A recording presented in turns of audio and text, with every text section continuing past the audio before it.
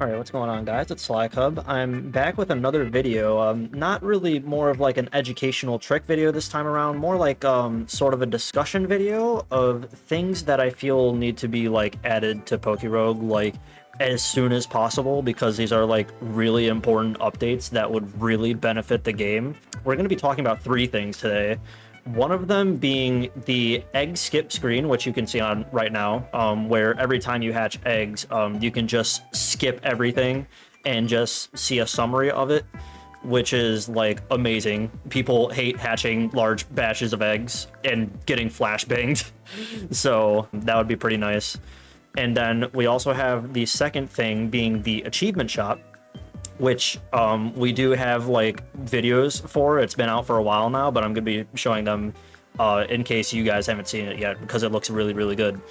And the third thing, which unfortunately compared to the egg hatch screen and the achievement shop, this isn't going to be ready for a while, but I want to discuss it anyway because I feel like I have some very, very important blueprints that could be very useful to any devs that might be watching this video. So stay tuned for that. But anyways, first thing being the egg hatch screen. This one's pretty simple. It's been being worked on for like a really long time now, but it had to be paused for a bit. But we have seen, I've seen at least, that ever since they came out with the fresh start update, they actually resumed working on this like very shortly after. And comparatively to the other two things, this is actually pretty close to being done. So I'm gonna go ahead and throw it out there that if I were a gambling man and we have to wait quite a while for another update, I feel like this might be included in there because it's like that close to being done. Like, I feel like it might be done in like the coming weeks. So that's pretty exciting. It really is as simple as it sounds. You skip everything if you want to, and then you see a summary screen that shows all the mons that you hatched, and you can see like little icons right next to all the sprites, and you see if you got like a shiny or you got an egg move, if you got hidden ability, etc., right? So we have all the to-dos here. Now, the last time I looked at this, there was more to-dos that had to be done. And so this updated, and pretty much the only thing that like needs to be done now, if this is like still accurate, is to clean up icons and add like catch and egg moves and, you know, things that track properly. So pretty much just all visual things. And then show messages, which is like another visual thing. But from my understanding, it's pretty much just visual at this point. Like, this seems like it's like actually functioning now. So that's why I say that it's like somewhat close to being done. And this is what it would look like if you hatch everything and you have like 98 eggs. Like, all the sprites are small. You can see the little Pokeballs right next to it showing that you have it already. You can see the little ability capsules. It's a little hard to see on this overlay because the screen is a little smaller, but there's like little ability capsules to show if you got hidden ability. And then this is what it would look like for like, you know, fewer mons. The icons are just bigger. You scroll over every single mon to see what you got, and it's pretty nice. It's really nice. We need this in the game like expeditiously. There's also another small checklist here, which is just literally like the only thing really here is just testing changes, and that's it.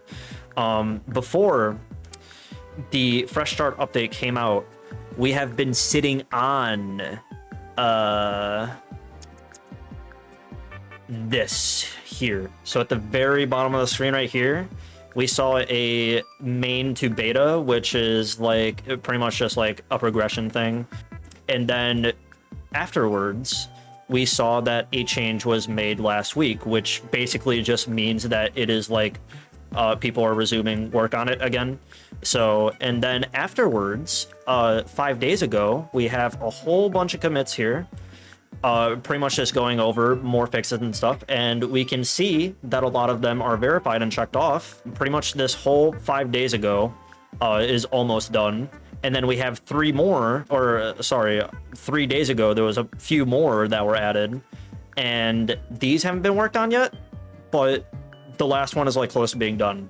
So I'm starting to think that these might be like the last of the commits that need to be worked on for this feature. So that's very exciting. The next thing that I want to talk about is pretty important too. We have the achievement shop. Now, weird thing is about this is that ever since the Fresh Start update came out, there has been a change log that has been shown to us in the Pokerogue Discord, and they're going over the progression of every single thing that they're working on, and you know, where they're at, if it's in a planning phase or not. And so I wanted to show this on stream. They mentioned the achievement shop and the egg hatch screen here, and you can see that the achievement shop is crossed out, and they're talking about a progression system now. And basically they're saying this is in the planning phase and a lot of work is done for it. Basically they're like trying to decide, if I'm not mistaken, they're trying to decide if they still want to go through with the achievement shop or if they want to make it into something else that is like progression based. And my take on it is that I don't think they should change it. I think they should just keep it as the achievement shop that we have right now, and I'm gonna go over why, because it looks like amazing. Like I said in the beginning, there's like video showing off how the achievement shop is going to work, and I think it should just stay like that. I don't think that they should change it to like a more like progression system, because like the achievement shop is more of like a progression system to begin with, where the whole point of it is that you want to play a lot of the game and progress more and get as much achievements as possible, so that you can get the points from those achievements and then use those points in the achievement shop. So I don't really see why they want to just change it suddenly. They should just keep it as the achievement shop. And we're going to go over how it's going to look right now. So you can see here that basically everything is worth a certain amount of points. The best way that I can possibly describe this, and a lot of other people have described it this way too, is that think of it as the badge point system in Paper Mario: The Thousand-Year Door, where the more points that you get from leveling up, you can spend them towards like applying badges to yourself to make yourself stronger. But the thing with it is that you apply all of these at the very start of a run, and then you go into the run with these applied, and then you just go in the run with these changes already applied to you. You don't like change them mid-run, you just start with it at the very start of the run, and then it carries over for the entire run. You would be able to do this with both classic and endless mode, and I feel like the best two takeaways that you can take to this are actually kind of related. For classic mode, you can take 4 shiny charms at the very start and kind of use it to shiny hunt in classic mode.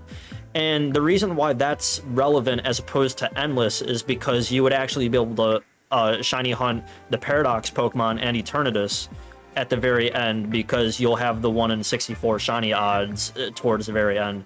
It might be a little grindy, but I feel like within like a few runs or so, you're gonna find like quite a few shinies, whether they're just shinies like in general, or if they are like paradoxes, or maybe potentially Eternatus. So that could be a potential way to actually shiny hunt Eternatus without having to go through grinding the candies for it. So that's gonna be very nice. And then also, if they ever decide to start a shiny weekend, for example, a shiny weekend event where they lower the shiny odds, and you know, like say the Pride update and they added more shinies, you could straight up just start a classic mode with, or not classic, endless. You can start an endless mode with 4 shiny charms, and then you're good. Because if you don't have an endless mode set up for a potential shiny weekend, you can just start one immediately. Wave 1, and you have 4 shiny charms, and you can just get to hunting immediately. You don't have to worry about the hassle of actually having a run set up for it. So that would be really nice. And one other thing about this too that's actually really interesting that caught my eye is there's a very interesting mechanic that they have included in this. We're actually going to watch this one first. I think this one's more important anyway. This one's just kind of a proof of concept, and then this one's actually showing like what would be in this video. So basically you can start with pretty much any of the items that you can stack. So like experience shares, you know, you can start with a lot of money if you wanted to. There's also the fabled coin case sitting there too. You can see it right there. The coin case has been sitting in the code for quite a while now, and from my understanding, the way that it was like intended to work from the very beginning is that once you get the coin case, depending on like how much money you have, once you complete the 10th wave, every 10th waves, you get paid out as like a salary for like as a reward for having a lot of money. So basically the more money you have, the more you get paid out from the coin case. So that's a pretty interesting thing. It's sitting right there. You can also start with a shiny charm. It's fully customizable. You can start with one shiny charm if you want. Like say you haven't done that many achievements yet, and you can't start with 4, well, you can just start with one shiny charm if you want, then direct those points to something else if you want. We're gonna go over this here. Oh, that's not good. Hold on. Oh yeah. Okay, there we go. So you can toggle the EXP all, you can choose a golden EXP charm, and you can even toggle the amount of experience that you want to get from it. I don't see why you wouldn't just do 100, but okay. I mean, it's nice. And also keep in mind that if you can see the amount of like points that everything costs here, I think this is more just like an experimental thing. I don't think the points that everything is worth is like finalized. So again, this is more of like a proof of concept, like how it would work and what the items are that you can choose from. So, and this is what's really interesting. One of the items, so there's 2, you can start with the map, which is really nice, or you can choose another map, and what that does is that you can choose to start in any biome that you want, literally any biome. So, you know how you always start in the town at the beginning of Classic? Well, you can start in space if you want to. And the main takeaway from this is that you can basically start in any biome that you want in order to snipe any potential gym leaders that you might be missing for like the vouchers that you get from them if you haven't fought gym leaders yet. So you would start in like, say you want to fight Giovanni, right? Because Giovanni is like one of the most notorious ones. You would start in the factory and then just hope that you go to lab, and if you don't go to lab, just start another run, start in the factory again, and then repeat until you go to the lab and fight Giovanni. So that's pretty cool. What else do we have to see here? I don't remember if there's anything else. You can also, yeah, you can start with the healing charms. Again, anything that stacks you can start with. You can have the healing charms, you can have berry pouches, pretty like literally almost anything that stacks. And then there's also of course, the shiny charm and the ability charm toggles. And what did the relic coin? Yeah, you can start with a relic coin, which increases starting money by the chosen amount, so you can choose how much money you start with, basically. That's pretty cool. I don't think that's like too essential or anything. People are gonna like dart for the shiny charms and the map thing though, because like those are like the 2 like craziest things to take from this. So I really, really hope that they keep it like this. It would be amazing. It would be fun. It would be just great for shiny hunting and getting the gym leaders in general. And now I want to talk about pretty much just the last thing, which is the fabled endless rework. Quite frankly, I don't think this necessarily needs a lot of discussion when it comes to how boring endless has become now. It basically, like, once you know how to play the game, it basically just turns into, you know, decide what you want to use as your carry, and then you know, start metal bursting at a certain time, you know, and metal bursting is just not very fun. It feels like a chore. It just feels not very fun anymore. Now, one of the things that we know for sure, at least it was talked about and it was discussed among devs to my knowledge, is that they're talking about just straight up removing tokens. Like, all tokens are gone. And I 100% agree. That's what they should exactly do. But I'm going to tell you guys, I have talked about this on stream quite a few times on my ideal endless mode rework. And I think it's genuinely like a great idea. And I put a lot of thought into it. And the thing is that there's not a lot to be changed to make it work. And so also another thing is that they're also talking about adding trainers to Endless. Now, I'm not going to tell them how to do that or anything, because that's kind of their own thing to figure out. You can add trainers any way you want. But me personally, if I were to add trainers to Endless, I would make it like maybe your rival every like 100 floors or something like that, and then like keep it like Paradox like every 50 floors or so. So it would be like Paradox floor 50, your rival at 100, and then Paradox floor 50, and then repeat and repeat. And then probably keep like Eternatus the same, do it like every 250, something like that. And you know, Eternamax at 1k and all that stuff, right? I think they can keep it like that. Just add the trainer to be your rival to be every 100 floors. I think that would be pretty unique and cool. But another thing that needs to be done is that if they're considering getting rid of all the tokens, they obviously have to worry about how damage scales. And since there is not going to be tokens anymore, that means that Endless would truly be an endless mode. You would go as far as you possibly can and prove how far you can go, and it would be like a actual skill-based thing, right? Like you can show off to your friends, I got this far in endless mode, and it would actually be like impressive, right?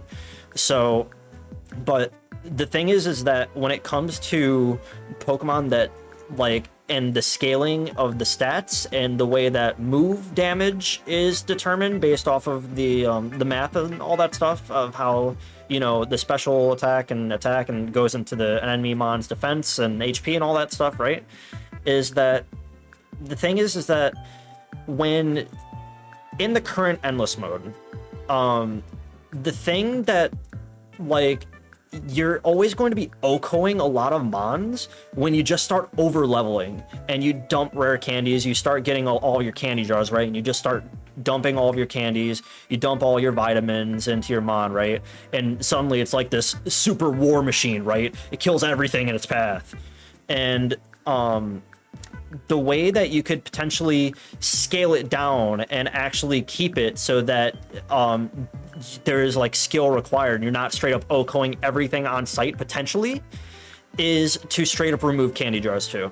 I think that if they're going to remove all the tokens, that they need to remove any chance at over leveling and simply just staying at the level cap. Because if we're staying at the level cap, that means that, yeah, stats are going to get really wonky at like the thousands and like so on and so forth, right? Even if your levels are the same, because stats always scale differently. You're always going to say, for example, you're like a Zacian with huge power, right? And since you have so much attack and it's scaling so high every level, not every mon is going to scale its defense to match in comparison, right? So the more that you over level, yeah, they might be the same level as you, but they're not scaling as high as you regardless of their stats, because that's how stats work. So to stop scaling even higher, you would need to remove the candy jars from the game and just stay at the level cap and keep it like that. And by removing tokens and candy jars, what that's going to essentially do, in my vision, right, is that it's going to transform endless mode from a mindless game of have one carry and then a bunch of other bots in the back of just, you know, shinies and luck that don't actually do anything, into you can start an endless file, you can form a team, and they're all going to do something because there's no tokens anymore stopping any damage. And so you can actually have, it would essentially be like a classic mode plus, where you can build a team and everybody can put in work instead of just one or two mons. And so I think if they're doing that, I think that they should just limit the candy jar to only be in classic mode and just straight up take it out like they did with the map. There's no map in endless, but there's map in classic mode. I think that just needs to apply to the candy jar too. I think that's pretty much everything I wanted to say about this. So yeah, I'm really hoping that we see these types of all these changes being made to the game soon. Mainly the egg hatch skip, because like I said, it seems close to being done. But if you enjoyed the video and you enjoyed all the information that I've gotten for you so far, be sure to like and subscribe. I'd really appreciate it, and I will see you guys later.